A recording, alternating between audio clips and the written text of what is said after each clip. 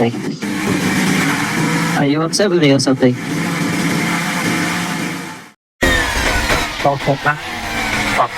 Okay, what? Stop talking to me while I'm in frickin' battle, man. Jeez. Leave it, please. You're not answering the question. Are you upset with me or something? These aren't just emotional outbursts or heated race day frustrations. They are signs, loud and clear, that something is seriously wrong. After months of watching it unfold, race after race filled with confusion, silence, and miscommunication, it's becoming impossible to ignore the reality.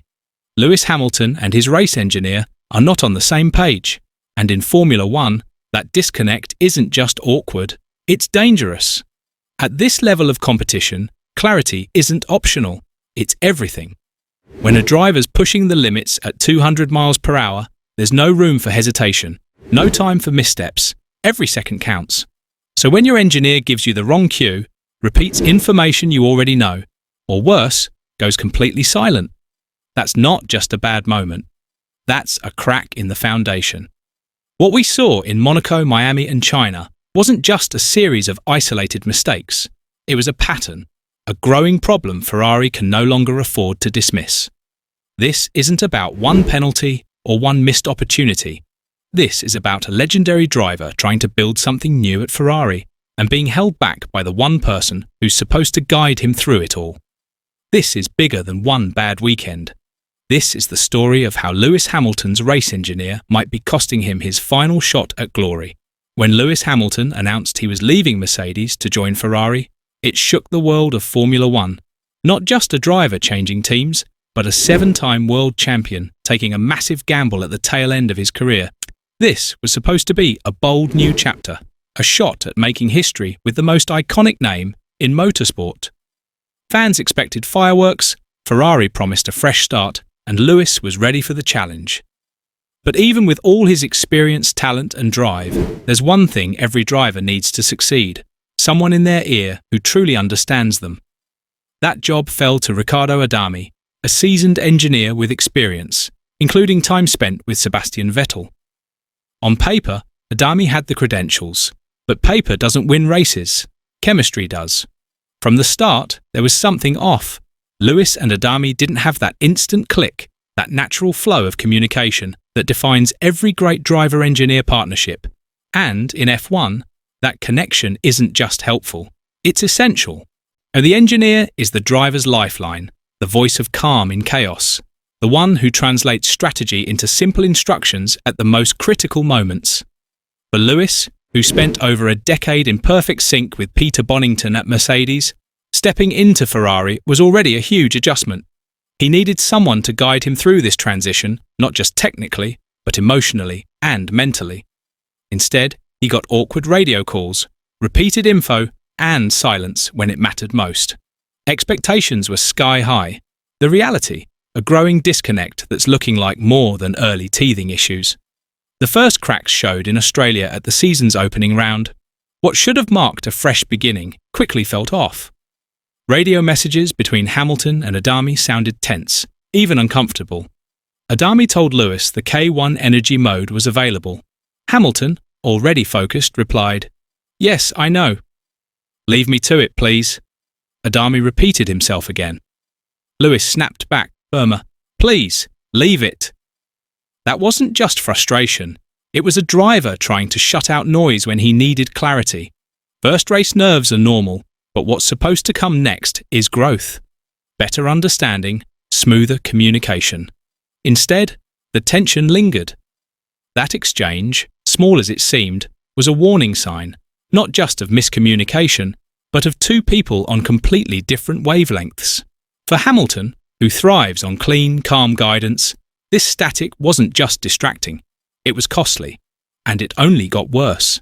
In Miami, miscommunication escalated.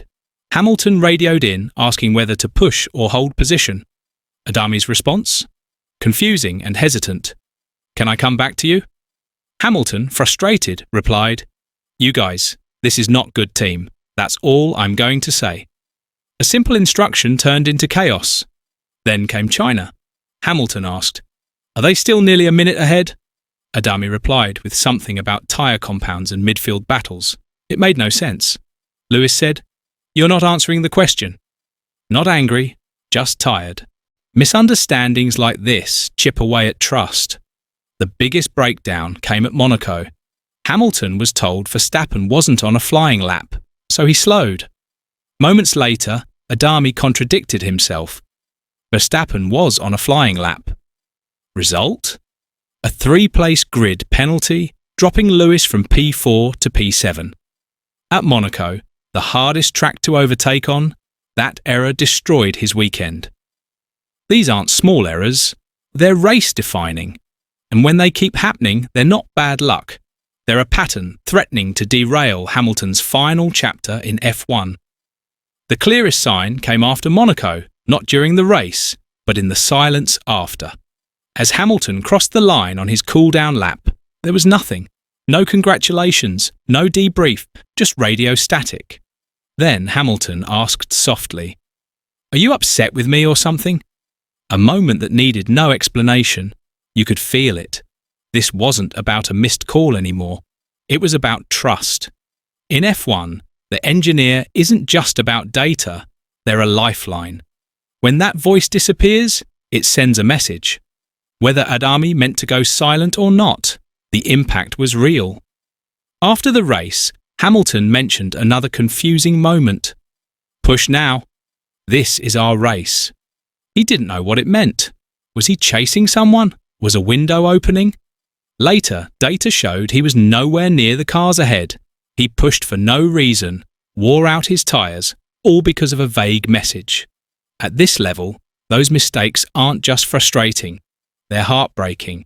After Monaco, Ferrari boss Fred Vasseur defended the silence, saying they avoid talking between turn 1 and turn 3 to not distract drivers. Fair on paper, teams do this, but that only explains one moment, not the broader season-wide failure in clear, timely, useful communication. Protocol is one thing, execution another. In F1, you can have the perfect playbook, but if you can't deliver it under pressure, the results fall apart. That's what's happening between Hamilton and Adami. This isn't just about technical errors, it's about chemistry. Adami might be experienced, but his communication style doesn't match what Hamilton needs. Too often, his responses are overly detailed, miss the point, or come too late. In F1, every word counts. Sometimes he avoids answering altogether or over-explains, adding confusion. That's the real disconnect. This isn't about bringing back Bono, he's still with Mercedes. But it is about finding someone like him, calm under pressure, confident, precise. That's what Hamilton needs. Adami isn't a bad engineer, he's the wrong fit.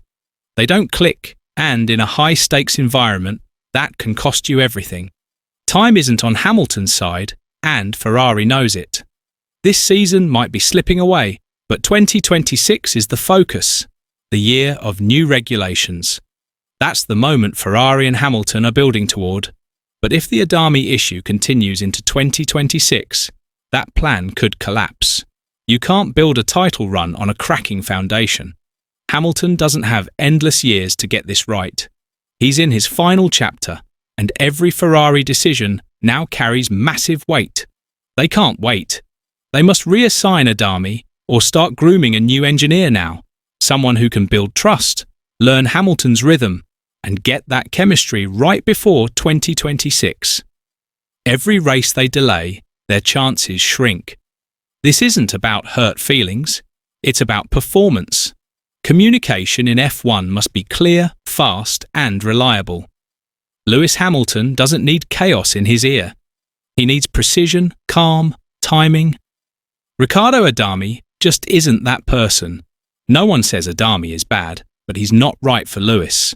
Not now, not with what's at stake. Hamilton deserves an engineer who helps him unlock every ounce of Ferrari's potential. Because in F1, it's not just about having a fast car. It's about having the right voice in your ear when the championship is on the line.